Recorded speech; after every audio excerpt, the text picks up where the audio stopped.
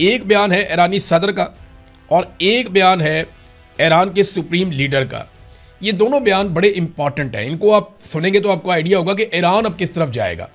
यानी ये तासुर बन रहा है ना कि ईरान आपने हुर्मुज़ को छोड़ देगा, एक वक्त आएगा, या ईरान एटमी मामलात के ऊपर एक मुआहदा कर लेगा जैसा अमेरिका चाहेगा, या चीज़ें नॉर्मलाइज हो जाएंगी। वो ईरान के दिमाग में ये फार्मूला नहीं चल रहा। उनके स्टेटमेंट से आपको आइडिया होगा कि वो क्या सोच रहे हैं। मैं आपको बताता हूँ, देखिए पहले तो आप ईरानी सदर का लेना। वो ये कहते हैं, और उन्होंने इसके ऊपर ना बड़ा सख्त रद्दमल दिया नाकाबंदी पे।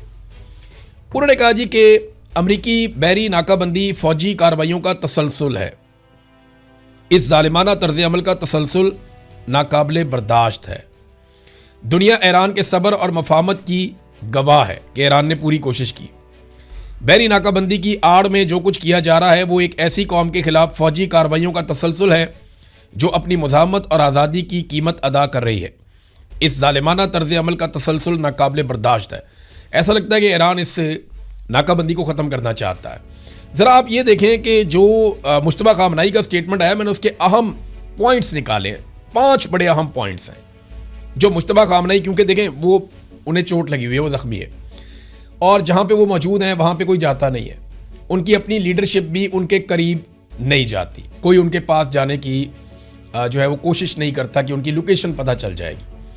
तो बहुत पुराना एक तरीका है रुक्काबाजी। वो वहाँ से एक रुक्का लिख कर भेजते हैं, वहाँ से उनको भी तहरीरी तौर पे भिजवाया जाता है सूरत हाल, वो वहाँ से पढ़ते हैं और उनको इन्फॉर्मेशन मिलती है अपने सोर्सेज से, और वो फिर तहरीरी तौर पे अपना पैगाम भिजवाते हैं। वो अपनी ऑडियो पैगाम भी नहीं भिजवाते, किसी रेडियो का इस्तेमाल भी नहीं करते कि किसी जगह पे रेडियो के ज़रिए से भी अगर उनकी आवाज़ डिटेक्ट हो जाती है तो उनकी लोकेशन का पता चल सकता है। तो वो अपनी लोकेशन को बहुत खुफिया रखा हुआ है, और इस वक्त वो ज़ख्मी है, उनके पास तिब्बी अमला भी है बैनुल-अक़वामी मीडिया रिपोर्ट्स के मुताबिक। जो चीज़ें उन्होंने कही ना, उनमें 5 चीज़ें बड़ी इंपॉर्टेंट हैं जो उनका लेटेस्ट एक पैगाम आया है ईरानी कौम के नाम और ईरान के लोगों के नाम। उन्होंने कहा कि आबना हुर्मुज़ ईरान का एक स्ट्रेटेजिक असासा है, यानी ये नाकाबिले मुज़ाकरात है, इस पर तो वो बात नहीं करेंगे, वो उसको अपना स्ट्रेटेजिक असासा कह रहे हैं। फिर उन्होंने कहा खलीज फारस के मुस्तकबिल का तसव्वुर अमेरिका के बगैर है, यानी ये सारा जो उन्होंने बयान दिया उसमें अमेरिका का खलीज फारस में कोई रोल नहीं है।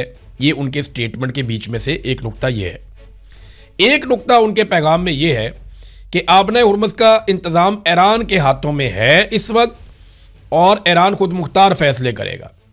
और एक और नुक्ता जो उनके इस पैगाम से निकला वो ये है कि आबना हुर्मुज़ के जो माशी फ़ायद हैं वो मुस्तकबिल में ईरानी अवाम तक पहुँचाए जाएंगे। यानी वो इसको अब एक ना सिर्फ स्ट्रेटेजिक असासे के तौर पे देख रहे हैं, बल्कि वो ये देख रहे हैं कि इससे हम पैसे कमा के अपनी कौम पे लगाएंगे। तो वो तो इसको छोड़ने वाले नहीं है।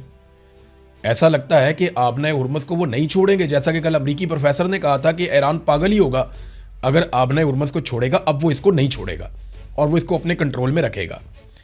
फिर एक चीज़ और है कि उन्होंने कहा कि एटमी और मिसाइल टेक्नोलॉजी कौमी असासा है, यानी ये नाकाबिले मुज़ाकरात है। ये हैं वो अहम चीज़ें जो मुश्तबा खामनाई ने कही। तो इस तरह तो मुज़ाकरात नहीं होते। जो डोनाल्ड ट्रंप मांग रहा है ये तो उसके बिल्कुल उलट है, और ये बड़े सख्त गिर इनके नज़रियात हैं। तो डोनाल्ड ट्रंप को वो नहीं मिलता, तो डोनाल्ड ट्रंप के पास ऑप्शन क्या है? वो एक हमला कर सकता है दोबारा। अगर वो एक दोबारा हमला करेगा, अपनी जीत की अनाउंसमेंट करेगा और लड़ाई को ख़त्म करेगा, तो क्या ये मुमकिन है? ईरान ने इसके ऊपर जो स्टेटमेंट दिया ईरानी फ़ौज ने, और जो उनका पूरा फ़िज़ाई हमलों का डिपार्टमेंट है, उन्होंने ये कहा कि अगर अमेरिका ने और इसराइल ने हमारे ऊपर महदूद हमला करने की भी कोशिश की तो ईरान जो है इसके ऊपर भरपूर जवाबी हमला करेगा और तवील जवाब देगा।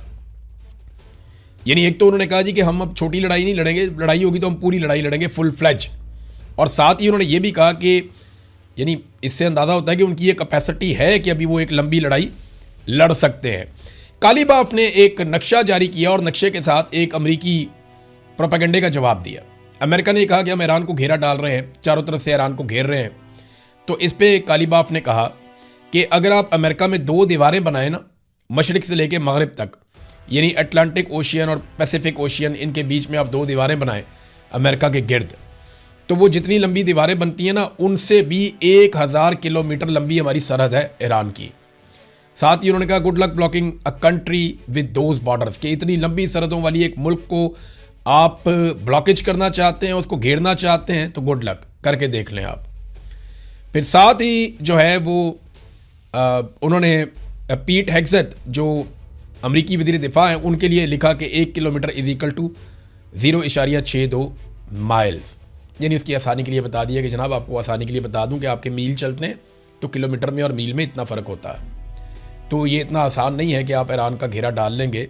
ईरान बहुत बड़ा मुल्क है और यही बात तमाम दिफाई माहिरीन बार बार समझाते हैं, बार बार ये बात बताते हैं कि ईरान रकबे के लिहाज से इतना बड़ा मुल्क है कि इतना आसान नहीं है कि आप उसको चारों तरफ से घेर के उसके ऊपर कोई अटैक कर दें और आप मुकम्मल तौर पे उस पर कब्जा कर लें। वहाँ पे 3 करोड़ लोगों ने अपनी रजिस्ट्रेशन करवा ली है लड़ाई लड़ने के लिए। भाई 2, 4, 10, 20, 50 हज़ार लोग हों या 1 लाख 2 लाख लोग हों तो अलग बात है, वहाँ 3 करोड़ लोगों ने अपनी रजिस्ट्रेशन करवा ली है। वो पूरी कौम ही जंग के मोड में आ गई है और आयतुल्लाह अली खामनई ने अपनी कुर्बानी दे के पूरी कौम को खड़ा कर दिया है। अब सूरत हाल आपके सामने। नादरीन, नेतन्याहू ने एक बयान जारी किया है और अपनी बहरिया को शाबाश दी है कि उन्होंने ग्लोबल स्मूथ फ्लोटेला को वापस धकेल दिया। ये वो कारकुन है, इंसानी कारकुन, जो गज़ा जाना चाहते हैं इंसानी इमदादी सामान लेकर, लेकिन इन्हें इसराइली फ़ौजियों ने घेर लिया था, इन्हें पकड़ लिया था, इनकी मवासलाती निज़ाम बंद हो गया था, इनसे राब्ते भी मुनक़ता हो गए थे और ये काफ़ी अलग अलग मुल्कों से लोग हैं। इसके ऊपर एक मज़म्मती स्टेटमेंट भी कुछ ममालिक ने जारी की है जिनमें उर्दन, स्पेन, पाकिस्तान, लिबिया, ब्राज़ील, बांग्लादेश, तुर्की, जनूबी अफ्रीका, कोलंबिया, मालदीव, मलेशिया वगैरह शामिल हैं। तो इन्होंने इसके ऊपर एक मज़म्मती स्टेटमेंट जारी करते हुए कहा कि ये पुरअमन शहरियों का इंसानी इक़दाम है जिसका मकसद गज़ा में जारी नस्ल कुशी का आलमी तवज्जो उस तरफ लेकर आना है कि यहाँ पर नस्ल कुशी हो रही है। इन्हें हिरासत में लेना गैर कानूनी है, बैनुल-अक़वामी कवानीन की खिलाफ वर्जी है, काफ़ी हमें तशवीश है, इनको फौरी तौर पर रिहा किया जाए। लेकिन मैं आपको एक अजीब चीज़ बताऊं कि उर्दन के अलावा किसी भी अरब मुल्क ने अभी तक इस मामले में इसराइल के ख़िलाफ़ मज़म्मत नहीं की, जबकि यहाँ जो यूरोपीय ममालिक हैं उनमें से भी सिर्फ स्पेन का नाम सामने आ रहा है। और स्पेन में आपको बताता हूँ ये वो मुल्क है जहाँ से ये काफ़िले रवाना हुए थे। मैं उस दिन स्पेन में था, मैंने खुद ये काफ़िले रवाना होते हुए देखे वहाँ से, जब ये मुख्तलिफ़ ममालिक से आए हुए लोग रवाना हो रहे थे और ये जा रहे थे गज़ा की जानिब।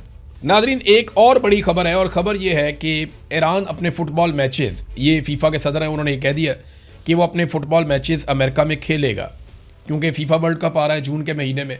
मेरे ख्याल में 16 जून को पहला मैच है ईरान का, उसके बाद 21 जून को है, उसके बाद कोई 27 जून को है। तो इस तरह ईरान के मैचेस हैं और ईरान जो है वो जी पोल में है गालिबन, वहाँ पे 3 टीमों के साथ ईरान के 3 मैचेस हैं। तो ये ईरान जो है वो अपने फ़ुटबॉल मैचेस अमेरिका में खेलेगा। ये इस दफ़ा जो वर्ल्ड कप हो रहा है ये अमेरिका में, कनाडा में और एक मैक्सिको में ये वर्ल्ड कप हो रहा है फ़ुटबॉल का, फ़ीफ़ा वर्ल्ड कप। और आज से 1-2 महीने के बाद ये शुरू हो जाएगा, फिर पूरी दुनिया को फ़ीफ़ा का बुखार चढ़ जाएगा। वो आपको पता है दुनिया में कितना मकबूल है ये खेल। नादरीन, एक और चीज़, अमेरिका का जंग में अब तक खर्चा कितना हुआ, तो ये CBS की एक न्यूज़ आई है, ये अमेरिकन मीडिया है, इन्होंने बताया कि अमेरिकी ऑफिशियल्स अब ये बता रहे हैं कि ईरान जंग में अब तक जो नुकसान हुआ अमेरिका का, या जो खर्चा हुआ, सारा जो कॉस्ट पड़ी अमेरिका को इस जंग की, वो $50 अरब है। इससे पहले पेंटागन ने $25 अरब के करीब बताया था, लेकिन अब ये बता रहे हैं कि $50 अरब है, क्योंकि तबाहशुदा साजो सामान, बेसेस और जो असासे अमेरिका के तबाह हुए हैं, इन सबको अगर आप मिलाएं तो लगभग $50 अरब का अमेरिका का नुकसान हुआ है। ये बहुत बड़ी अमाउंट है, बहुत बड़ा नुकसान अमेरिका का हुआ इस जंग में। अब देखते हैं अमेरिका अपना ये खर्चा कैसे पूरा करता है। अब तक लेते हैं, अपना ख्याल रखिएगा, अपने इस चैनल का भी। अल्लाह हाफ़िज़।